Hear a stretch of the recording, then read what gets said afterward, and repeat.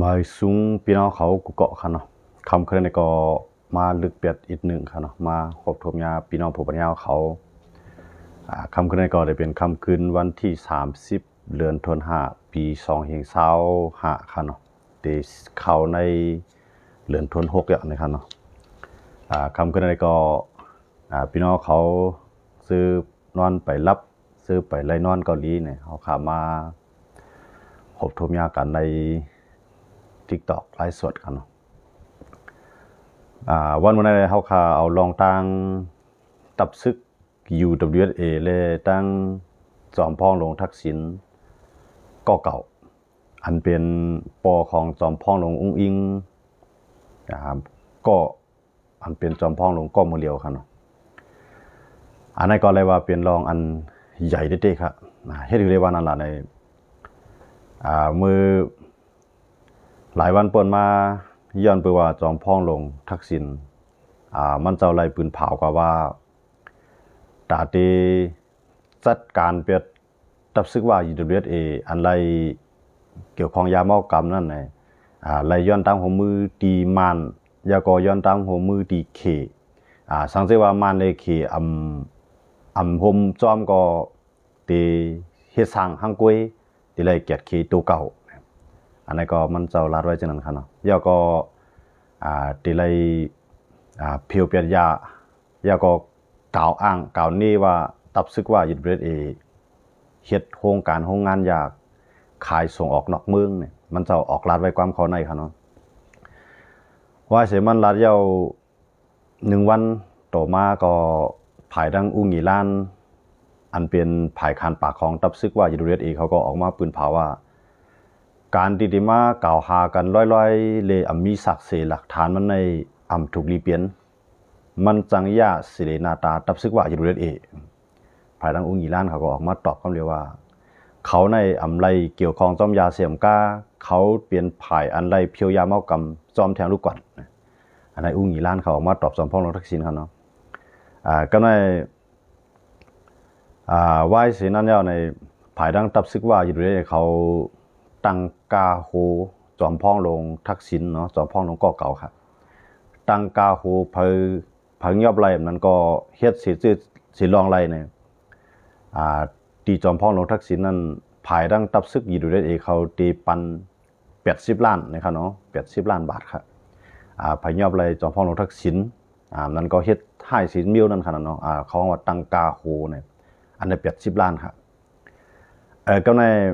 ภายดังสีขาวไทยเขาขึ้นมาถามขึ้นจอมพ่องลงทักษิณว่าอันตับซึกUWSAเขาไล่ตั้งกาโฮจอมพ่องลงทักษิณ80 ล้านนั้น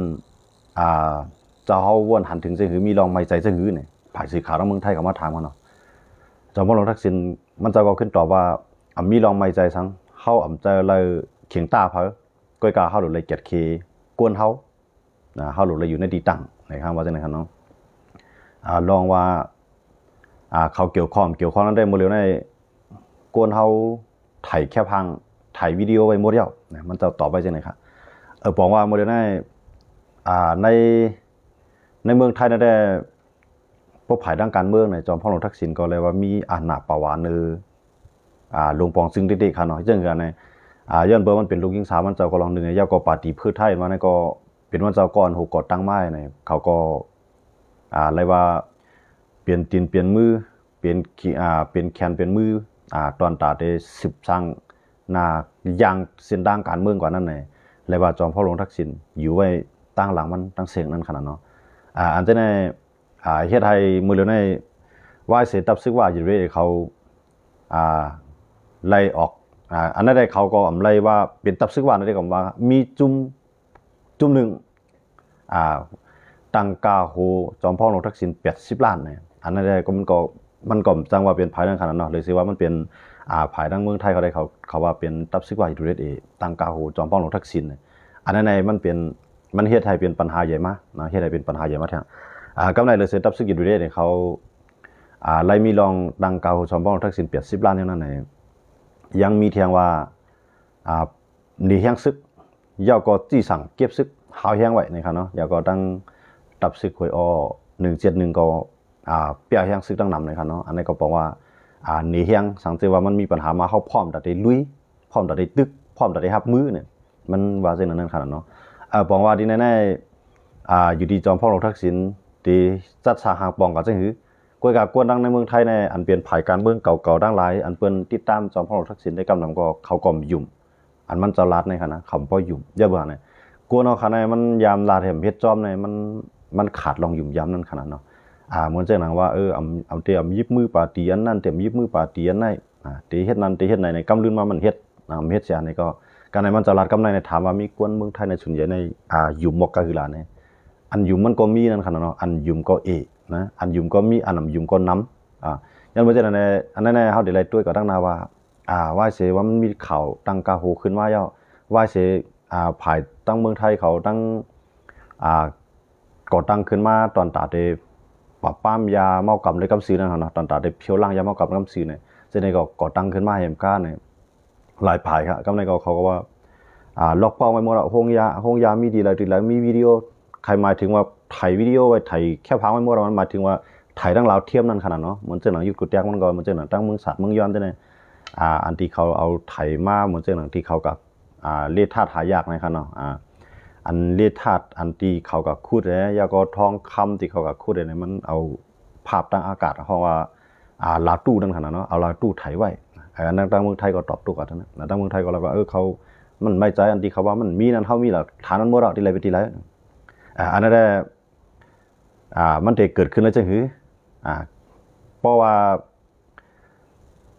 ภายตั้งเมืองไทยภายตั้งจอมพ่อหลวงทักษิณเขาในเขาว่าเขาได้แต่งตั้งขึ้นมาจุ่มอันตาได้เข้าเหตุการณ์นั่นขนาดเนาะเหมือนเช่นว่าบ่ได้เข้ากับยื้อในปืนตีภายปืนในเหมือนเช่นว่ากับยื้ออยู่สังว่าไทยในกับยื้ออยู่ WSA ในมันเหมือนเช่นว่าข้ามกว่าเมืองดอกเมืองยื้อกันเพราะว่ามันเนี่ยยอมนะเพราะว่ามันเนี่ยยอมในเหมือนเช่นว่าป่วนเปลี่ยนลุกล้ำกับในแผ่นดินเมืองของตุ้งตู้นั่นขนาดเนาะในก็ตีจังเปลี่ยนปัญหามาก็การไทยเขาก็ย้อนตั้งใจแทมกับที่มันตั้งย้อนตั้งของมือขนาดเนาะย้อนตั้งของมือว่าให้ห้ามปันอยู่ WSA ลองมาขุดฐานหินเราลองมาขุดเลดธาตุลองมาขุดคำยาก็มันมีสารกล้องสารโงนเข้ามาในมีน้ำนะอันนี้ก็ย้อนตั้งหัวมือก็ตั้งเขก็ตั้งกว่าตั้งมันเนาะทีนั้นในความตอบมันมันก็ว่าเขามีอนาปาวาที่นั้นอันเขาเห็นก็เขาหูจ้อมนะก็ในกับจุขีก็ว่าเขาหูจ้อมเขาจังห้ามหวังว่าก็ในตั้งภายตั้งเมืองไทยก็เลยตั้งหัวมือที่ไหนเนาะเลยตั้งหัวมือที่ไหนก็ว่าตั้งเมืองไทยก็ได้เหตุการณ์ก็เลี้ยวเขาหลัดเขาตั้งเขาจอยเขาหลัดเขาจะว่าเขาย้อนตั้งหัวมือจะไหนเพราะว่าคำจอยเขาคุยกันในมันตุ้มตื่นต่อเมืองเขาในเขาเดี๋ยวเลยกี่ขายก็เลี้ยวเขาเดี๋ยวเลยหับมือก็เลี้ยวเขาเนี่ยตั้งเมืองไทยก็วางเพียงแต่เดก่อตั้งขึ้นมาจุ่มแต่เดหนึ่งในกวาดล่างยามอกกำนั่นเนาะกวาดล่างยามอกกำในตีฮัดมือถึงในปืนตีอยู่อันนั้นก็ตีมีชื่อจุ่มในห้องจังหวะไรนั่นครับเนาะทีนั้นมันเป็นอันดีน่าสนใจไว้เนาะเพราะว่ามันมีการกัดเพราะว่ามันมีการตั้งกาโหกันขึ้นมาเนี่ยมันเลยว่าเป็นอันใหญ่อะนะมันเป็นรองใหญ่อะก็น่าอยู่ดีว่าตั้งเมืองไทยเนี่ยตีนินนอนใจก็คือตีไว้นำนักบักใส่ก็คือคันเนาะเขาเดี๋ยวเลยด้วยตั้งผายเจ้าหน้าที่ไทยเขาคันเนาะอะไรว่าตั้งดับซึกยูทูบเลยตั้งเมืองไทยในขายาหมดเลยได้ก็เลยว่าเคียงกันลายผายขนาดหนึ่งยามอกรรมในสองมาลองขุดเลธาตุในสามารถก็ลองลุกล้ำแผ่นดินกันเนี่ยนะอันนั้นแสดงว่าเขาผายตั้งอยู่ด้วยเขาก็เล่าว่าเขาไรมาลุกล้ำเขามายืดเอาปืนตีคุณสาก็อยู่ในเมืองไทยก็อยู่ด้วยเขาได้คำว่าเมืองใต้นะผายอยู่ด้วยเลยเขาได้เนาะเขาก็ว่าก็เลี้ยงกับนะเขาว่ามันเป็นแผ่นดินเมืองมันนะเขาเรียกว่าเป็นไงนะเพราะว่าให้เขาถอยก็ทำมันเลยมันก็มันมีอาณาสังขารเนาะแต่เดี๋ยวมาใจถอยกันนะมันในมือเดียวเนี่ยมันนำจึงก็มันดำจังตึกอยู่ยาวค่ะเนาะแต่เดี๋ยวมาตึกว่ามันเนี่ยมันจังตึกอยู่ยาวก็ในเพราะว่าลองเส้นไหนเกิดขึ้นมาในตั้งไผ่ซึกไทยเขาเนาะซึกไทยก็ห่างเฮียนว่าอยู่ซ่อมแดนดินในตรงมันเรียบตีละยื้อนะพวกละยื้อยาซ้ำตียื้อดังกลางหาวตีฮิตจึงคือตีส่งแห้งซึกปืนลินเลยนะฮะตีละตัวกับตีในครับเนาะเปิดดังกลางหาวก็ได้มันเต็มพอเปลี่ยนลองหยับก็การเปิดส่งซึกปืนลินนั่นได้มันเลยว่าหยับเตะครับซึ่งในซึกอีโดเรก็มันมีโหมื่นมันครับเนาะโหมื่นมันกำไรมันเป็นซึกเจ้าคืออยู่จอมหัวจอมลอยในลองลงเหรียญในปืนตีทางสีหื้อในมัน รู้มาแต่กันทั้งซึกไทยก็มันก็ได้เปลืองอันนี้อำเภอซึกไทยก็มันก็อยู่ในฝั่งเมืองไทยได้กำลังมันก็ลองกินลองสั่งก็มันก็เตรียมมีลองเยี่ยนกันตันภายตับซึกซื้ออยู่จอมในนาลินยาก็จอมในห้วยในลอยมาปียาวเข้าอย่างนั้นเนาะจะได้ก็มันได้เปลืองกันลองกันตึกมันใกล้กับว่าภายนึงมันได้ใจเทคโนโลยีนะแถวภายนึงใจแห้งซ่อมดินเนี่ยเพราะมันเกิดขึ้นเป็นปัญหากันมาเต้ๆเนี่ยตึกกันมาเต้ๆเนี่ยมันก็เป็นอันนี้น่าสนใจเต้ๆนะมันเป็นอันน่าดีสนใจเต้ๆนะในพื้นที่ทั้งสองฝ่ายค่ะเนาะทั้งเมืองภายเมืองไทยภายเมืองใต้ก็ค่ะที่ตับซึกอยู่ด้วยเขากุ้มกำนั่นขนาดเนาะเอาว่าซึกอยู่ด้วยเดี๋ยวในมูลนิธิเขาก็เก็บซึกแห้งนั่นขนาดนั้นเขาเดินเก็บแห้งมาแต่เสียลองเก็บซึกในขนาดมันเจอตั้งย่านได้ในบางวันนั่นไม่เคยห้ามนะจังเก็บซึกแห้งนั่นละเอาป้าลูกอ่อนอายุ5-6 ขวบเขาเอาหมดขนาดมูลนิธิเนาะมันก็เป็นข่าวอะไรเนาะว่าเขาเก็บซึกลูกอ่อนอันว่าเช่นนั้นก็